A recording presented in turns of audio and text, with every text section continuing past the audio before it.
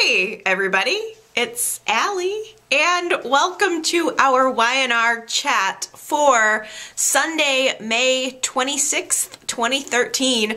We're gonna have to start out by talking about the huge casting shocker that was released this week. You guys, Michelle Stafford is leaving the show. Phyllis is going to be leaving the show. What do you think about that? You've got to leave your comments right now. You've got to tell me how you're feeling because it's a huge deal. That's no small potatoes. It's going to be a big, big loss on the show. Michelle Stafford is a powerhouse actress. She is a pillar of the show. She is one of a kind. There is no one like her. There is no one that I can even think of in daytime who is anywhere near what she is. I mean, she's clearly a superb actress. She's brought a lot to the show. And I will say, I do feel that the character of Phyllis has been overused within the last at least 2 to 3 years, but probably even going back like 5 years. Phyllis is such a distinct character that you almost can only take her in smaller chunks, and within the last several years she was pushed right up into the forefront of every single storyline. She was up in everybody's business, and I think it galvanized fans. It either made you love her or it made you hate her, and so the fans I think are going to be divided on how they feel about Michelle Stafford leaving the show, but I really felt like Y&R was just starting to get the balance right. Phyllis was all over the place for so long, and then within the last maybe 6 months, pretty much since they started shifting the focus onto Avery, Phyllis has really just kind of been in the background a little bit more, which I needed. I needed a little bit of a break. I wanted to see less of her so that I could appreciate her when she was actually there, and it's just, I can't believe on the heels of Gene Cooper's death that now we're losing Michelle Stafford too. It is very hard because I can tell that Y&R is trying to focus on some of the newer characters, the Averys, the Chelseas, the Tyler and Leslies, and it's tough because I want my core characters, and not that Phyllis is, one of the legacy characters, on the same level as Victor or Nikki, but she came onto the show right around the time I started watching, so she's always been there. Well, I guess not always. She did leave the show for quite a while, and they did recast her at one point, but it's just going to be odd, her not being there, and I guess, my question is why? Why now? Why is Michelle Stafford leaving now? Does it have anything to do with maybe Gene Cooper's death, maybe thinking, maybe I need to get out and live life, or could it be that she's been sidelined a little bit and maybe not happy with it? I wonder if there's any kind of dynamic happening behind the scenes that would cause her to want to leave now, because I'm sure Michelle Stafford was getting fewer scripts. I mean, it's kind of obvious that she hasn't been as in the forefront, and maybe she resented that. I don't know. This is totally me speculating. I don't know her. I have no clue. So I can't speak about it. But people are having rumors, and there also is a rumor that maybe Michelle Stafford is choosing to leave now because maybe Victoria Rowell is coming back. I think that rumor is always there. People are always wondering when's Drew gonna come back, and I think Michelle Stafford and Victoria Rowell had notoriously not gotten along, and with everything, this kind of mystery thing that's going on with the Winters and who's taking these pictures and publishing Neil's diary, kind of makes you automatically go, oh, could it be Drew, So there's that element. You kind of wonder if that could be a possibility. I think it's a slim possibility, but it's still a possibility. Nevertheless, that's going to be a huge, huge hole that she's going to leave. I mean, Michelle Stafford is the body in the dress at the intro of the show. They have that gray, sort of shadowy figure walking down a long hall, and it doesn't show the face, but she did that. That was Michelle Stafford. I mean, she's really left her mark on the show, and she's irreplaceable. They did recast her briefly. Sandra Nelson, I want to say, was the actress's name.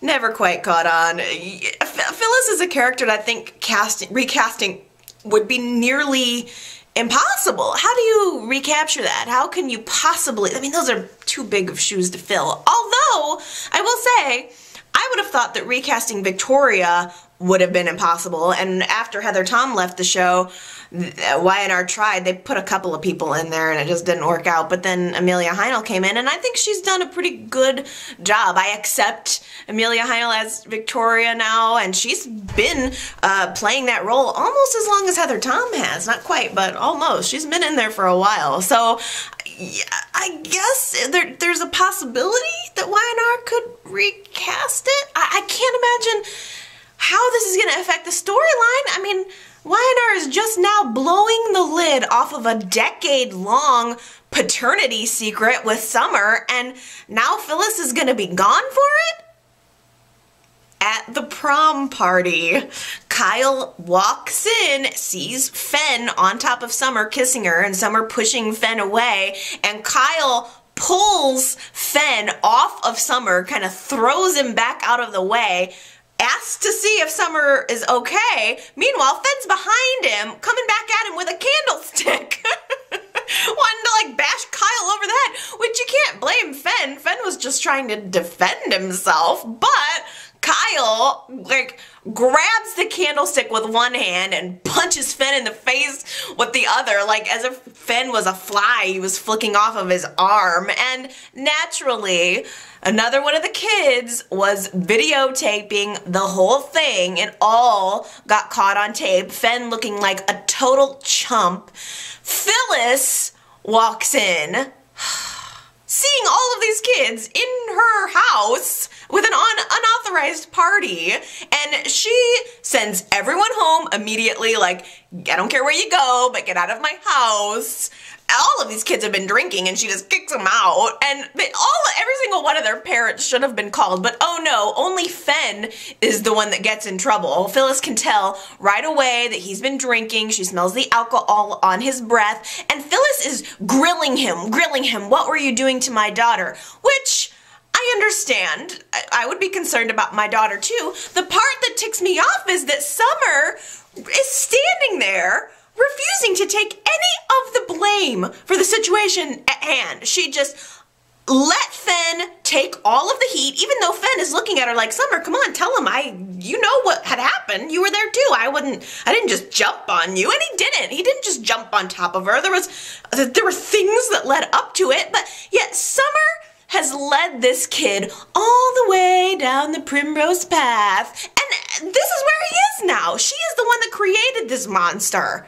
I am starting to feel a little bit sorry for Fen. I think he's getting some of what he deserves, but a little bit more even so. Phyllis calls Michael and Lauren over to the condo to get Fen, tells them he's been drinking and he's in trouble, and Fen is trying to explain himself, but no one is listening, and Fen is certainly not going to listen to anything that Michael and Lauren have to say, given the state that their marriage is in, even though they're trying to talk to him. They take him home. He's in trouble. Nick comes over. Phyllis calls Nick. He comes over and grounds Summer. This is the worst that she gets. Nick takes away her car. Oh, boo-hoo-hoo. Summer loses her car for this underage drinking party and lying to them about where she was going. Everything still ends up working out in Summer's favor. She still ends up getting exactly what she wants. She'll just get Kyle to drive her around, or somebody. She'll rope somebody else into doing what she wants them to do. Kyle goes home and tells Jack, hey, look, before you hear about it from anybody else, I kinda had to punch Fen out for what he was doing to Summer. And Kyle ended up opening up to Jack, telling him that he has feelings for Summer, and so even though, again, I just don't feel it from the actor, I don't know about this recast. I just don't know. Kyle and Summer are starting, like, Kyle's reciprocating the feelings now. They are both going to be mortified to learn the truth about Summer's paternity as soon as that comes out. Nick is torturing himself with what he should be doing. He wants to know the truth, but at the same time, the lie is way more comfortable, but he can't let Summer and Kyle get involved. They're getting closer and closer, and he can't let them get involved if they're related. So Nick's got this hairbrush and he does a swab of his cheek and he's submitting for a new paternity test to finally find out the truth. And the fact that he even has a suspicion about Summer's paternity is eating him alive. He's keeping this secret, and it's making him appear like he's way more irrational about the Kyle and Summer thing than he is. Like he's being overly protective because, you know, he busted up in on that party and he did rip Summer a new one. Again, I think, oh well, taking her car away is not that big of a deal, but she, you know, she is 18 and it makes Nick look like he's just being overbearing. And Phyllis was being very quiet the entire time that Nick was punishing Summer. She was just kind of in the corner, futzing around. But later, when Summer's not around, she goes to Nick and kind of accuses him of being overbearing, of exactly that.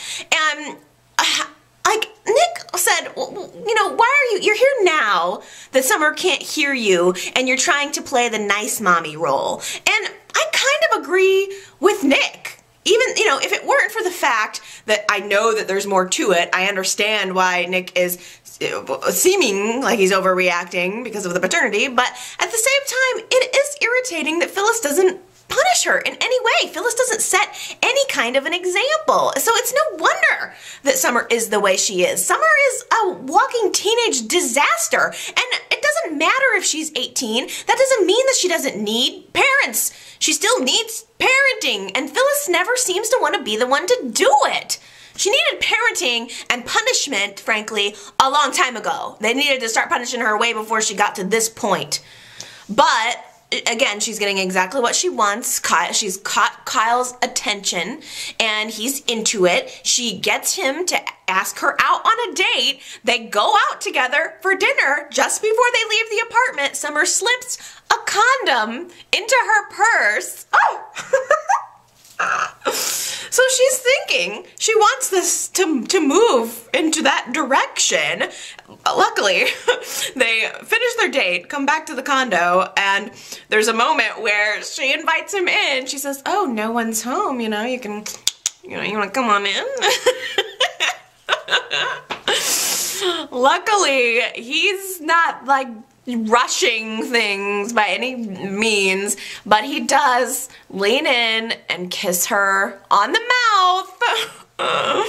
Just, it's only encouraging her, but he wants it at this point too, but he kisses her and he leaves, and Summer, I'm sure, is left with, she goes inside and she's left with a, oh, we have such a connection, oh, this is really happening. Well, no wonder you have a connection together, you're related! Oh, there was a very tender moment, actually a series of very tender moments between Sharon and Nick this week. They were bonding together about Cassie, doing the bonding that they should have been doing when they lost her. Instead of turning away from each other, they should have turned toward each other, but now they're actually doing that. They're remembering that this is the anniversary of Cassie's death, and so they're just connecting, and Nick is encouraging Sharon to stay the course and keep with her recovery. And Sharon did run into her therapist this week at the coffee house and had a conversation with her. Sharon had been dodging the therapist because she didn't want to admit that she had gotten back involved with Adam.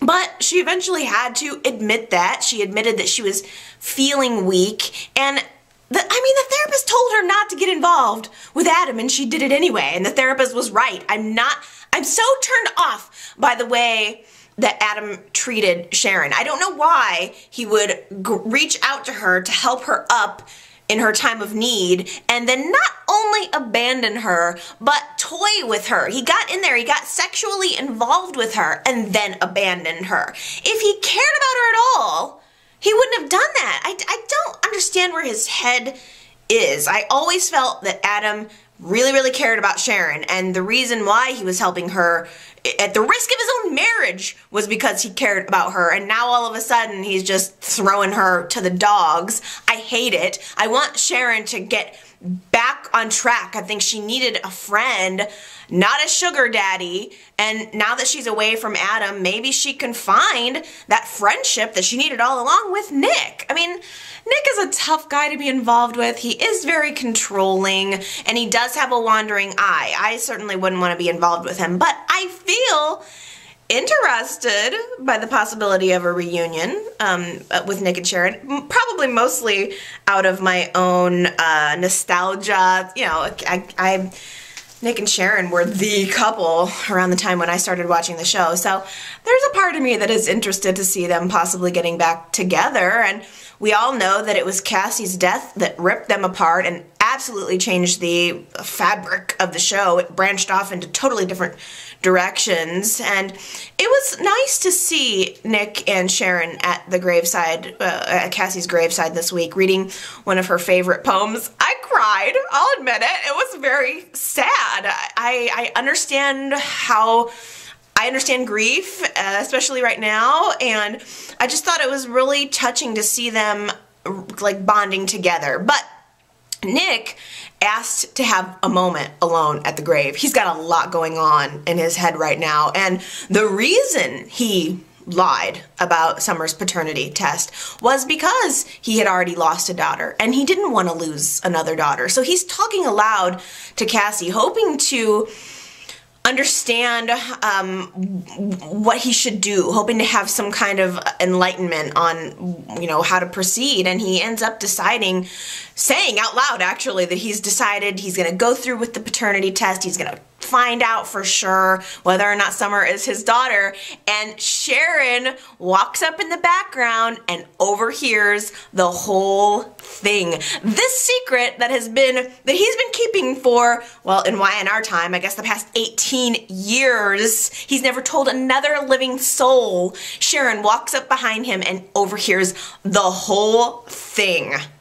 And Sharon's face was just shocked, but I guess when we first started realizing that this paternity thing was going to happen, I was naturally first thinking about how Phyllis was going to react, but I didn't think about how Sharon was going to react to this, because it was Nick's, I feel like maybe Sharon could have forgiven Nick for the affair with Phyllis, but the fact that he got her pregnant was what really finalized the end of Nick and Sharon's relationship. So now I'm just wondering how Sharon is feeling, knowing that he lied about that it would have to hurt Sharon to know that he lied about Summer's paternity because he kind of wanted to start over. He kind of wanted to have a new daughter with a new family, and he kind of wanted to leave Sharon. Nick wanted that to be the truth, and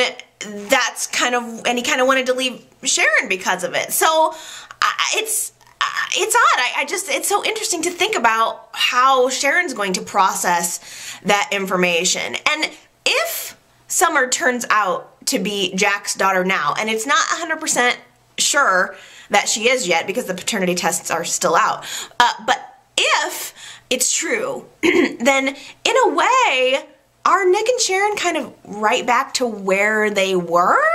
If none of that was honest, then are they kind of, is there no choice but to kind of go back to where they were? Like, after all of this time, after Cassie's death and Nick and Sharon actually now in this moment grieving together in a healthy way, in the way that they should have way long ago. And now with the truth about Summer's paternity almost coming out and Jack and Phyllis being in a relationship together, it feels like the story is getting reset back to 2006.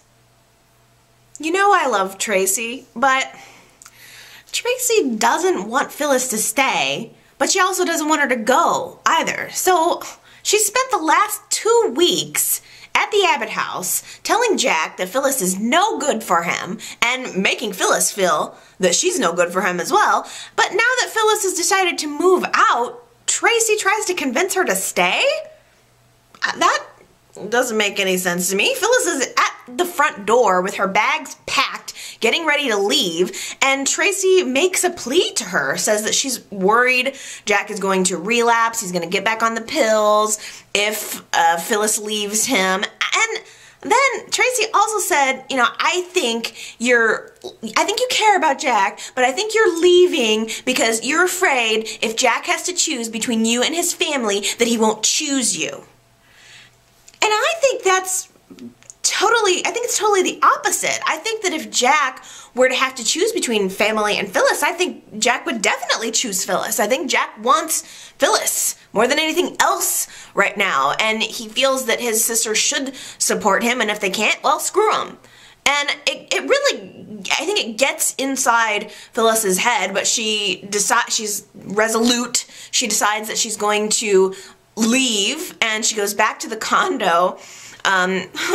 Lucky for Jack, the power is out in her condo and she can't stay there. Oh, what do you know? Except it's not luck. Jack paid the maintenance guy in Phyllis's condo to turn off the power so that Phyllis would think there was no power in her apartment, and then she wouldn't be able to stay there, and then Jack would be able to make a case for her to come back to the house. That's pretty elaborate, and it made me chuckle. I laughed at that because also Phyllis called him out on it right away. She knew right away. Whatever trick Jack has up his sleeve, she gets it because she's exactly the same. I think they are a good couple. I wish she loved him the way he loves her.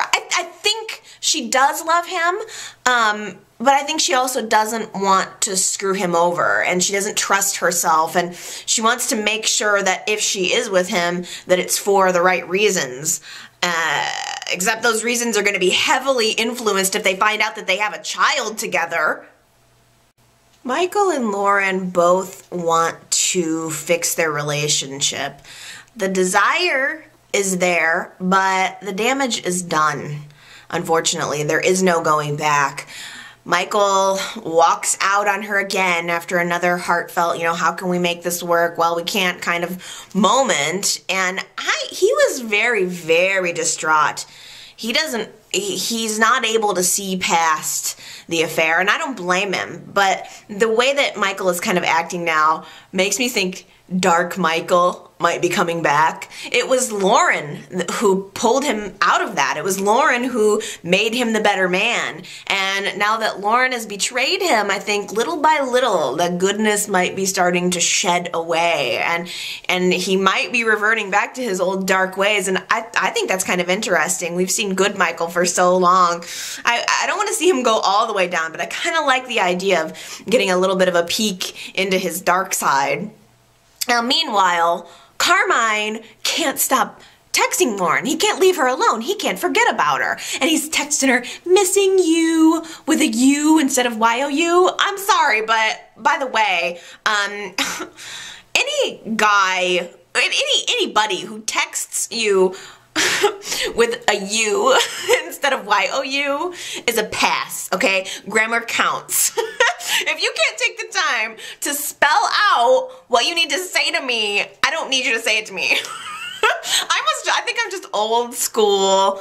I hate that. You will never ever see me type U instead of Y-O-U. It drives me nuts. But I don't even think Lauren is texting back at this point. It's just him desperately sending her out he's fishing, he's throwing little breadcrumbs into the water and hoping she's gonna bite, and I don't even think she is. But Carmine, because of that, I think is becoming increasingly desperate. He's working at, on the boulevard when new Abby comes up and starts talking to him, and she sees right away that he's got bruises on his neck, and she guesses what happened. She guesses that it was a jealous husband who did that to him. She knows he's a cheater. She's been kind of on to him and what's going on with he and Lauren, and she even guessed that it was Michael Baldwin who caused that damage to his throat. Oh, that was such a good scene. So she straight up says that to him, and Paul overhears, and Abby's just telling her theory of what happened, and Paul knows that that's exactly what's correct. So after Abby leaves, Paul again approaches Carmine. Paul again warns Carmine, and he said something to him like, I'm thinking of starting up a stalking task force, or an anti-stalking task force, kind of maybe implying, maybe foreshadowing that that's where the story is headed, that maybe Carmine will begin to stalk Lauren, and then of course that will, I think, create a reason to kill him. I want Michael and Lauren to find their way back to each other. Lauren was in the apartment this week, sitting in the dark, watching their wedding video, and it was so hard to watch their, younger, brighter, more innocent faces loving each other and knowing how far apart that they've come. Michael comes back to the apartment, sees her watching it, and they sort of watch it together, wishing they could go back in time, but they can't. I mean, they really don't have any choice but to move forward with the information, with what's happened now. You can't erase it. You can't go back in time. You can only go forward, because unfortunately what's done is done, and they just both seem to be having a really hard time, particularly Michael, getting over it. And Michael kind of revealed this week they would probably divorce right now if it wasn't for Fen. The kid at the prom party who was videotaping Kyle punching Fen in the face puts it on the internet, and it's like this, it becomes this viral video where Fen's getting punched in the face like 5 times over, but it showed Fen being on top of Summer, Kyle pulling him off and punching him in the face, and then it's like this text comes up on the video, owned, he gets punched and then owned. It's a very view click viral video now, and so Fen is getting it emailed to him, and in a way he's kind of getting bullied. The bully has become the bullied, and he doesn't have anyone on his side. The only person that's giving him the time of day at this point is Carmine, and it's to an end. It's not genuine by any means. Carmine is right there to dispense misleading advice to Fen. In fact, it's been Carmine's advice that's gotten Fen into this in the first place. And the thing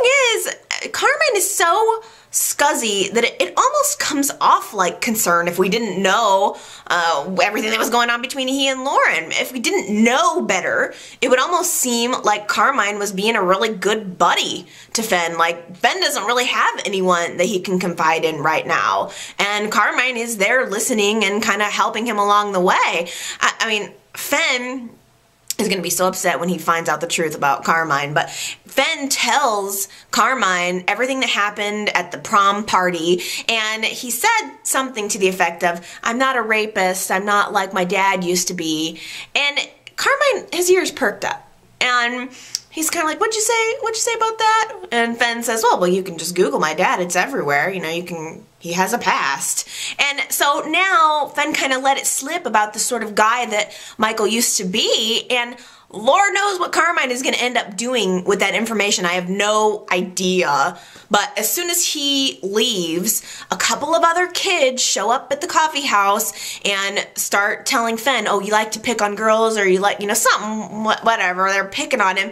And then they grab him, and Fen essentially gets jumped by a couple of guys. He is really getting the Jamie treatment here. It's almost like things are coming full circle for Fen. He's kind of getting his punishment for what he did to Jamie. But, at the same time, it's just, I feel bad for him. He comes home to Lauren and Michael, and he's battered and bleeding, and he's bruised, and it's hard not to feel empathy for someone like that, because especially in this particular situation, Fen didn't do anything wrong. It was Summer, I feel like Summer is the one that's instigating all of this stuff, and Fen keeps taking the blame. Fen keeps, internalizing it, and it's just, I feel like Fen was the good kid until he started getting involved with Summer, and Summer never pays. It's kind of like people have made that argument many times about Phyllis. Phyllis always does these crazy things, and at the end of the day, she never got caught. She never, went to jail for what she did with Chris. What happened with that, by the way? Just total sideline. Chris was all like gung-ho about prosecuting Phyllis. Could that be something could that be the end of Phyllis? Could Phyllis end up getting caught over that and go to jail and that's where the character goes? I have no clue. But back to Fen. Michael and Lauren are, of course, extremely concerned about him. They realize that their kid has problems. I mean, as much as they have problems, they need to put that aside and kind of focus on their kid a little bit right now, because he's not only having these problems at school, but Fen lets slip to his parents that he's been talking to Carmine. That Carmine's kind of has befriended him. And Michael freaks out. He's like, you need to never talk to Carmine. Among other things, he tried to kidnap your Aunt Chloe. This is not a good guy. Stay away from him. And Lauren kind of reinforces that with a look. And as soon as Michael gets a chance, he runs out of the apartment and he confronts Carmine. And that's kind of where that scene was left. He was just like, you stay away from my son.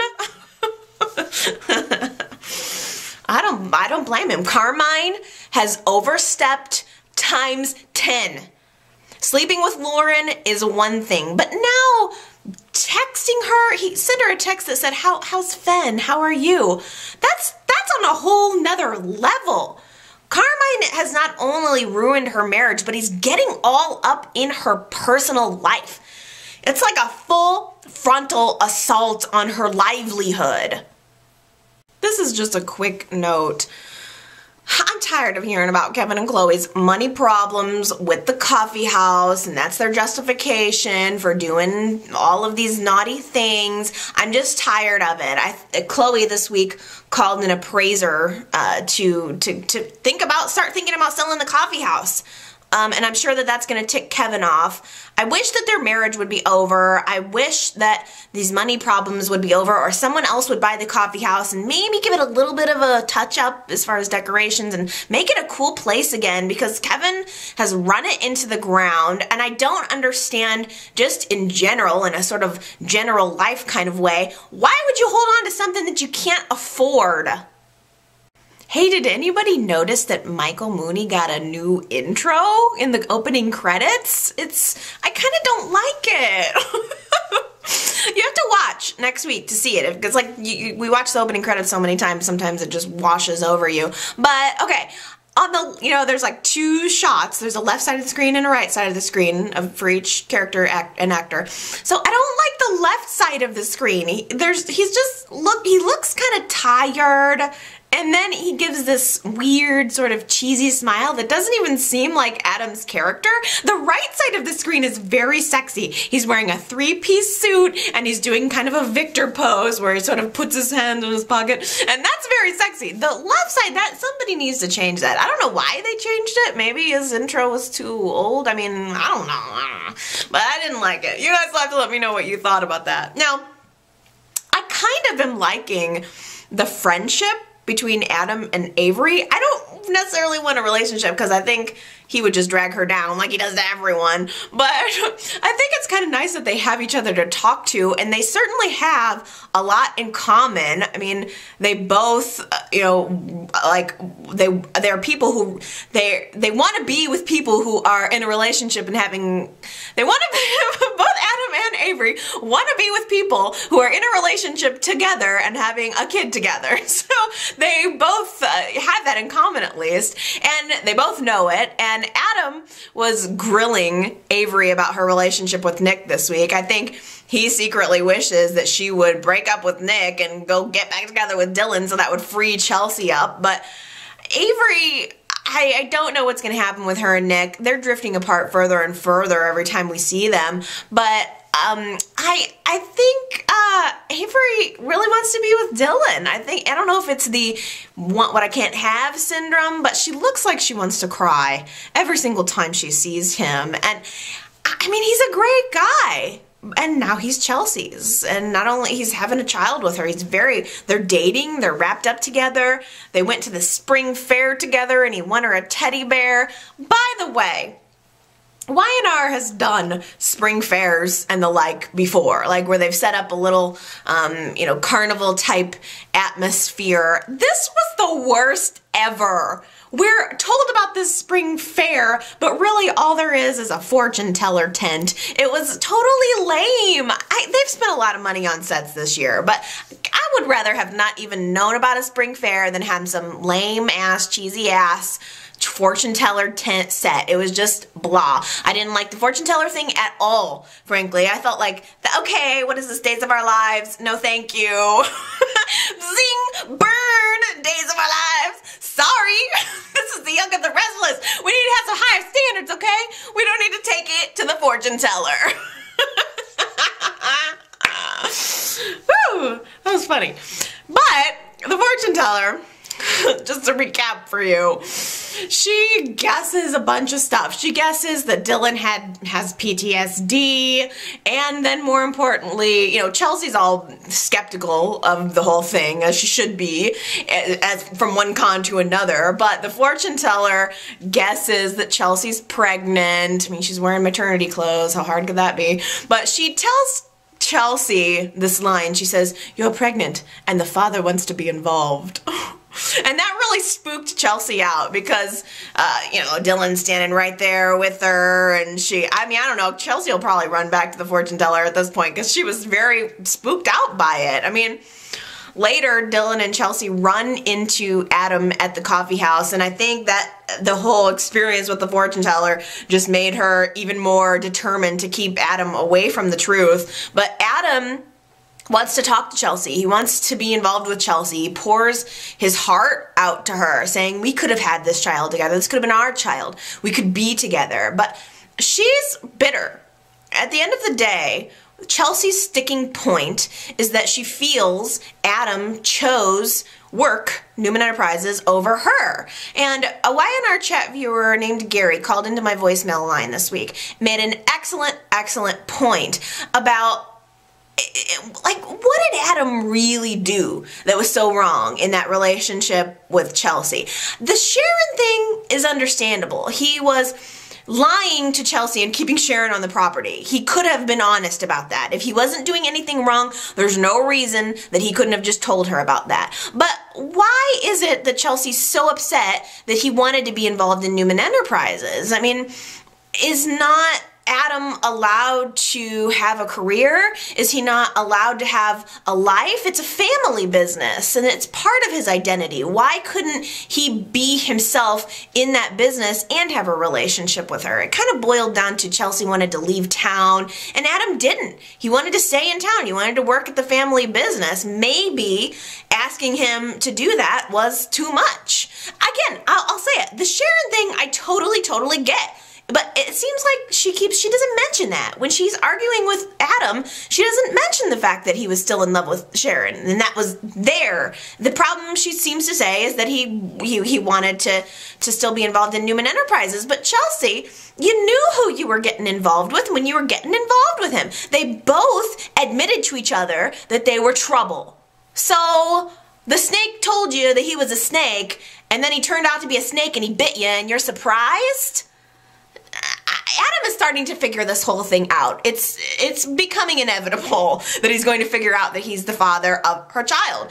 He apparently keeps a sex calendar where he marks down the dates where he's had sex with Chelsea. He's flipping through a calendar this week and he has some dates circled with an X through it. Maybe it was because they were trying to have a child at that time. But I don't think they were. Like, in the last time they had sex wasn't exactly they were trying to have kids. It was sort of a, let's just save our marriage and do it, you know, kind of thing. But I found it very surprising that Adam keeps a calendar of that. Is he keeping a calendar of all the times recently he's had sex with Sharon?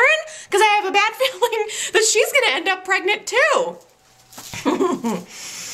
So Adam's catching on. He's realized that he's counting back, he's doing the math, realizing that it could be his child. I don't know why he didn't figure it out or ask that question at all until now, but he straight up asks her this week. She denies it. No, of course you're not the father. Nah. But he should insist on a DNA test. If he's putting two and two together, he doesn't need to harass her. He just needs to insist on a DNA test. And surely he could get a court order for that. If not now, then when the child is born. But he's instead kind of being aggressive with her. He's leaning on her a little bit. And he made the mistake of doing that in front of Dylan, because Dylan is starting to have a fatherly instinct that's kicking in, and Dylan confronts Adam, even goes to Adam's condo, goes to Mr. Richman's condo and tells him to stay away from Chelsea. And Adam definitely didn't appreciate it, but I thought it was cute how Dylan defended Chelsea. Chelsea is scrambling at this point to keep the secret, even though the walls are closing in on her. She's desperate. And Chloe, always right there to just nudge Chelsea right down the path of destruction, tells Chelsea that she needs to marry Dylan. That's the answer. You gotta marry Dylan so that you can cut Adam off at the pass and legalize the baby's relationship with Dylan and legalize that role that Dylan's gonna have in the baby's life. Chelsea, number one, stop listening to Chloe. That's the first thing you need to do to fix your situation. How is that going to help you if Adam is the real father? Biological father has rights. If Adam ever figures it out, marrying Dylan ain't gonna mean a whole pile of hula. It's not gonna matter. I mean, Dylan had a consultation with Avery later in the week to ask her about how he can make sure that he has parental rights, even though he's not married to Chelsea. So, and Avery even said, biological father has rights. So Adam is gonna have rights. I don't see how marrying him is gonna help. If she wants to marry him, that's one thing, but let's not pretend it's, it's gonna help her at all in covering up this lie. Adam is very, very determined to know what she's hiding. He ends up calling her OBGYN and tries to tell her he tries to ask the OBGYN if there's a conception date. And when he's on the phone with Chelsea's doctor, Victoria overhears. Victoria knows all about Chelsea's secret. She's managed to keep her mouth shut until now. She thinks she was waiting to see what she was going to do with that piece of information. But now that Victoria and Adam have been feuding over Victor and his love and wanting to be the number one child in his eyes, Victoria calls Chelsea over and says, I know your secret and I'm going to help you keep it. Victoria's reasoning for wanting to help Chelsea keep the secret was that she doesn't want Adam to have a Newman heir. That's real selfish of you, Victoria. That's real selfish and shady of you. You need to just live your life, girl, and you need to stop worrying about what Adam is doing, but all right, you give Chelsea another person on her side to help her keep the secret. Chelsea runs right over to Adam and wants to rip into him. Kind of acted like the OBGYN told her that Adam was prying and calling, and she lays into him and tells him, you need to leave me alone. You need to accept that this isn't your child. And they had this kind of heartfelt moment where she said, let's move on. She even gave him a little kiss on the cheek and then walks out. And the look on Adam's face told me she almost succeeded in getting him to back off. But then, after she leaves, Adam starts to remember the moment in the hospital that Victoria overheard where Chelsea was revealing to Adam that he was the father of her child. And so he's getting these foggy flashes of memory. It's about time. It doesn't take a freaking fortune teller to detect that she's lying through her teeth and is desperate to keep it that way. Before Adam came onto the scene, I always felt like Victoria was most like Victor of all of his children. So it's really no surprise that she and Adam are going head to head right now. And it really does boil down to wanting to be the number one child in Victor's mind and heart. That's really what they're vying for. And Victoria is passively threatening toward Adam at every chance she gets. She hires another private investigator to find out what it is that Adam is hiding, and Adam told her, look, you need to be careful digging around because you never know what you're gonna find.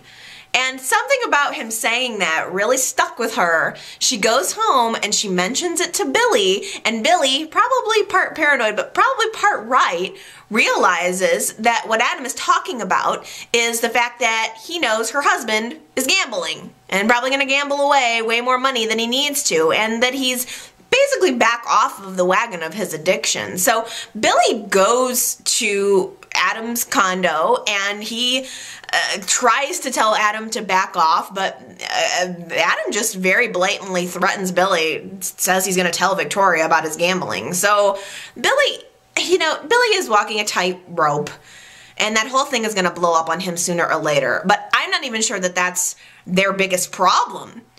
Billy tries to set up this romantic evening with Victoria, and just like last week, when Billy missed their romantic evening for a poker game, Victoria misses the next romantic evening because she wanted to have a meeting with Victor and Adam. She can't stay away. She chooses, trying to get involved and decide what her place is at Newman Enterprises instead of going home and being with her family. And Billy is so tired of waiting for her that his plan B is to go out and gamble himself silly. So he does that. Then he comes home late, and after Victoria is already home, she wonders where he is, and he makes up some lie saying he went out to get these replicas of the masks that they wore at the masquerade ball back several years ago, which was actually kind of cute. It was nice. It was sort of a neat throwback because I thought that masquerade ball was kind of good. It was a little hokey, but it was also memorable. And how the whole building blew up afterwards, and I think we thought Adam was dead after that, I want to say, but it was kind of cute to see that coming back into play. There's a part of me that just wishes, I think it would be a dream to get to go into the Y&R costume and prop room. Wouldn't that be fun? I wonder how much I would recognize. I would love to do a tour of the set or something. I just want to see where they keep everything.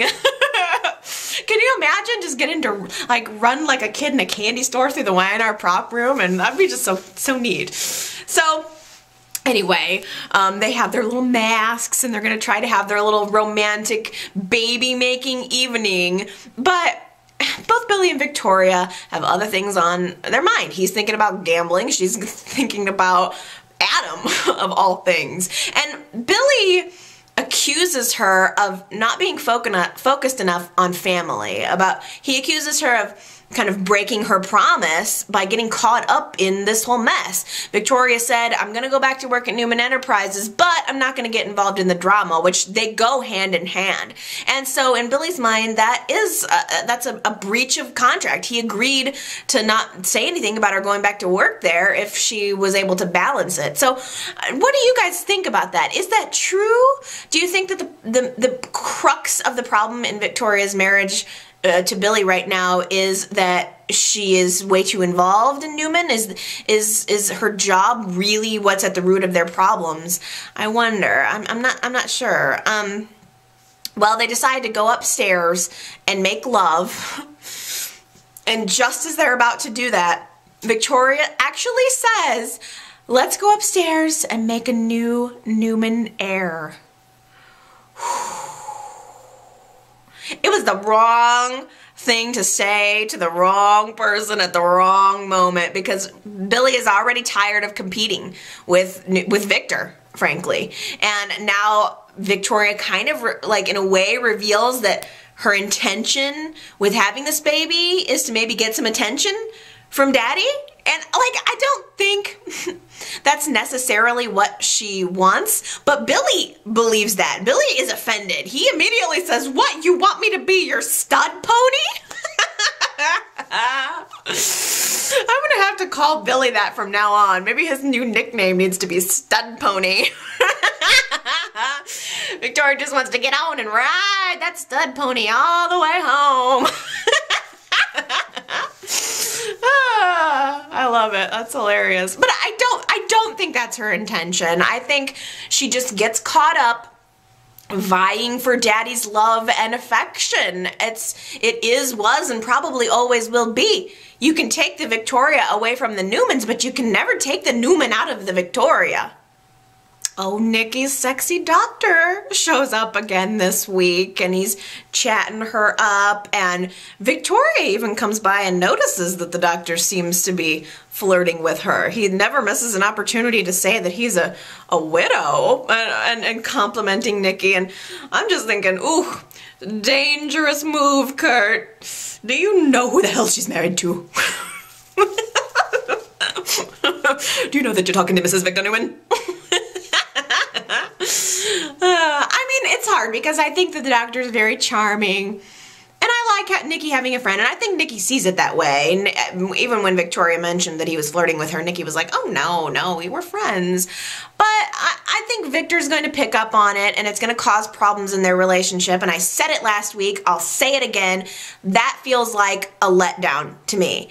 I felt that the last marriage between Victor and Nikki was going to be the last one, and that we were going to be done with relationship drama for now. There are other storylines that Nikki and Victor can have that don't involve problems in their relationship. I'm so tired of that same old roundabout. We need something new, and it really ticks me off that they've been married a couple of months. Now here we are, all kind of already poised for problems in their relationship. It bothers me. Nikki and Victor need to stay united. They need to stay together. And one thing I noticed this week, as Victor's talking about business and having, Victoria be involved and Adam be involved and how it's a family business, it just occurred to me, if Victor's all about it being a family business, why doesn't he ever try to involve Nikki too? Oh, it's so weird, you guys, to hear Kane and Jill referencing having meetings with Catherine.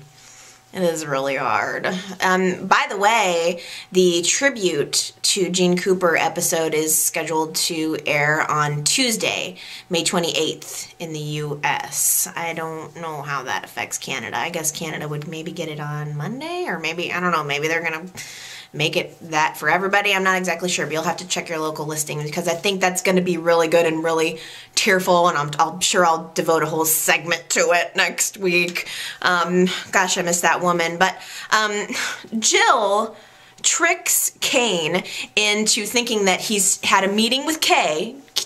Kane walks into a meeting thinking he's going to be meeting with Catherine, and Jill reveals that, aha, no, it's not Catherine, it's me, Jill. Ah, now look how disorganized you are. You just with one phone call, I was able to divert 1 hour of your time. You are not CEO material, was basically what she was going for. Like, Jill thinks Kane is totally unorganized just because his assistant made a mistake. They took you at face value. She's a wild card. She basically continues to have a conversation with Kane, telling him to toughen up. He needs to be more like Victor. You see how he does it? That's how you need to do it. Well, I'm sorry, but there are many different management styles.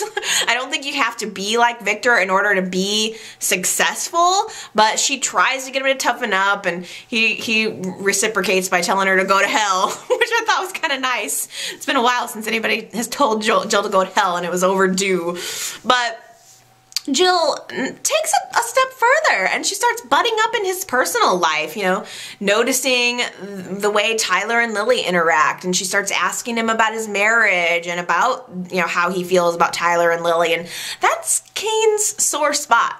He's done a good job of trying to put it aside, but he's paranoid. He had that paranoid moment a few weeks ago asking Lily if she'd ever had an affair, and he's very sensitive about that, and I think Jill knows it. It would be hard not to be jealous about that. Tyler looks at Lily like she's a big glass of chocolate milkshake that he just wants to drink up with a straw. He wants her bad, and so much so that he decides he can't take it anymore. He tells Lily that he's quitting. He's quitting his job at Jabot. It's too much. Working with her is just too much. And Lily won't let him. She doesn't accept that. She's willing to do anything, including quitting herself to keep him on the project. She feels like she needs him there. They did a photo shoot for the new Jabot fashion line again this week, and there was a crossover, a Bold and the Beautiful crossover with Oliver. Oliver came on to the show to be the photographer for that set. Just on a side note, anybody who's watching The Bold and the Beautiful, I'm just curious to know more about Oliver. I've only been watching the show for the last maybe year or so. So yeah, probably about a year. Well, I mean, I watched it way back in the day, but I've only picked it up recently for last year. And I don't know much about Oliver. I think he's kind of cute. Didn't you guys think he's kind of a cutie? Like, I don't know. I think he's way better for Hope than Liam, who can't make up his damn mind. But so I'm curious to know, like, what's wrong with Oliver? Are there any Bold and the Beautiful fans who can tell me, like, does Oliver have some dirty little secret that I don't know about? School me on that, please. But is it me, or was that whole photo shoot totally awkward? Everybody's talking about how Summer and Mason have this incredible chemistry, and I'm not seeing it all. I'm seeing no chemistry whatsoever. The only chemistry I see is Lily and Tyler trying to keep their chemistry on the down low. Tyler, later after the photo shoot, admits to Lily why he's decided to quit. That the reason is he has real feelings for her, and she is like, you know, look, maybe I have feelings too, and I just don't want to, you know, she kind of lets slip that she sort of feels that way too, but it's more important to work to have the work project. And Tyler had a really great line. He said to her, "When I hurt, I bleed, and your world is no place for an amateur like me." I thought that was very intriguing. Basically, I think saying, I don't just love easily, and I'm not just going to be able to forget it. You know, in your world, it's all about business and all that, which doesn't even seem like Lily. I don't think Lily's that kind of person. I think she's just kind of wearing that costume at this point. But, you know, Tyler feels like he's not able to do that. When he has real feelings, real emotion, he wears it right on his sleeve, and there's no getting around it. I totally identify with that.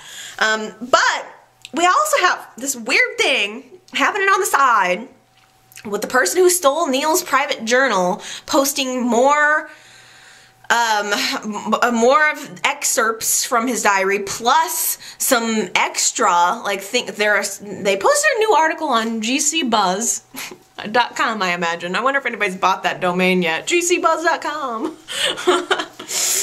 But the person, whoever stole it, posted some part truths and some part lies. But they mostly were talking about Lily in this one. Last week they posted an article about Leslie. This time it was about Lily, and about how she cheated on Kane with her. Well, she didn't really cheat on him, but how she was kind of becoming involved with Daniel, and they added just some more half-truths and lies in there just to make it seem like Lily was basically cheating on Kane with Daniel, and that's Kane's soft spot. He's sensitive about that, so he's probably going to blow up when he reads that. I don't know how Lily's going to talk her way out of that, and I feel lost on this whole thing. I don't know who's publishing it. I don't know who's taking the photos of everyone all around Genoa City. I have to ask myself, who benefits from this? Last week it seemed like the point was to break up Neil and Leslie, and this week it seems like the point is to break up Lily and Kane, and I think, well, would Tyler have the motive to want to break up Lily and Kane? I know, but I don't think he would be the one to do any harm to Leslie. So I don't see how it could be Tyler. I don't see how it could be Leslie. I don't know who it could be. If not Tyler, if not one of the main characters, then somebody from the outside. Who? Okay, everybody, that's gonna do it for me for this week. I hope you enjoyed this week's show. I hope you enjoyed my Y&R chat. I love you guys, and I'll see you next week.